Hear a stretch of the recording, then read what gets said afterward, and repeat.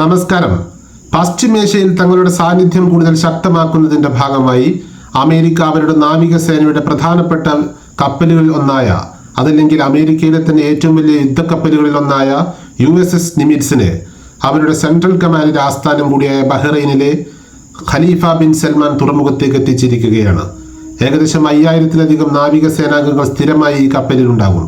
കൂടാതെ F-18 super ജെറ്റുകളും attacking ഹെലികോപ്റ്ററുകളും മറ്റു യുദ്ധവിമാനങ്ങളും ഈ കപ്പലിൽ പൂർണ്ണ സജ്ജമായി ഏത് നിമിഷവും ആക്രമണത്തിന് തയ്യാറായിട്ടുണ്ട് വ്യക്തമാക്കുന്നു. ഗൾഫ് മേഖലയിലെ സാഹചര്യങ്ങൾ മുൻനിർത്തിയാണ് പൂർണ്ണമായും ആണവോർജ്ജത്തിൽ പ്രവർത്തിക്കുന്ന ഈ കപ്പലിനെ അമേരിക്ക ബഹ്റൈനിലേക്ക് എത്തിച്ചിരിക്കുന്നത്. പശ്ചിമേഷ്യയിൽ ഇറാനും ഇസ്രായേലും തമ്മിലുള്ള സംഘർഷം തുടരുന്നതും കൂടാതെ യമന്റെ ഭാഗത്തു നിന്നുള്ള ഹൂത്തികളുടെ കടന്നാക്രമണങ്ങളും ഇതെല്ലാം കൂടിയാണ് അമേരിക്കയെ ഇത്തരമൊരു നീക്കത്തിലേക്ക് എത്തിച്ചിരിക്കുന്നത്. US സെൻട്രൽ കമാൻഡിന്റെ ഭാഗമായി പ്രവർത്തിക്കുന്ന കരിയർ സ്ട്രൈക്ക് എന്ന് പറയുന്ന ഗ്രൂപ്പിന്റെ പ്രധാനപ്പെട്ട ഭാഗമാണ് ഈ കപ്പൽ. ഇതിന്റെ പ്രവർത്തനം മുമ്പ് ഇൻഡോ പസഫിക് മേഖലയിലായിരുന്നെന്നും അതിന് ഇപ്പോൾ പുതിയ പശ്ചിമേഷ്യൻ ദൗത്യത്തിനായി തങ്ങൾ ബഹ്റൈനിലേക്ക് എത്തിച്ചിരിക്കുകയാണെന്നും അതിന്റെ കമാൻഡർ കൂടിയായ ഫ്രെഡറിക് ഗോൾഡ് ഹാമർ വ്യക്തമാക്കുന്നു.